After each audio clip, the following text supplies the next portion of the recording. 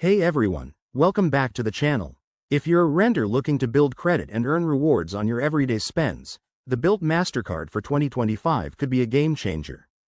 Today, I'm breaking down everything you need to know about qualifying for this card in a simple, step-by-step way. Let's dive right in. First off, what's the Bilt Mastercard? It's a rewards credit card designed for renters, allowing you to earn points on rent payments without any transaction fees. Pretty cool, right? But before you apply, you need to make sure you meet the key requirements to boost your approval chances. The most important factor is your credit score. Aim for at least a 700 FICO score. That's typically what issuers like for premium cards. If your score is lower, don't worry, we'll talk about how to improve it later.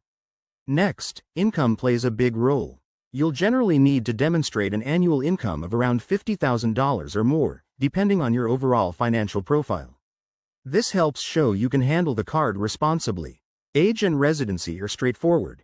You must be at least 18 years old and a legal U.S. resident. Also, steer clear of any red flags like recent bankruptcies or missed payments, as these can tank your application. Once you're confident you meet these basics, head to the Bilt Rewards app or website to start the process. They might do a soft credit check first, which won't hurt your score. Pro tip: if your credit isn't quite up to par, focus on building it by paying bills on time, keeping your credit utilization under 30%, and maybe even becoming an authorized user on a family member's card. With these steps, you could qualify in no time. In summary, qualifying for the Bilt Mastercard in 2025 is all about preparation and meeting the standards. If you follow this guide, you'll be well on your way. Thanks for watching. Hit that like button if this helped, and subscribe for more tips on credit and finance. See you in the next video.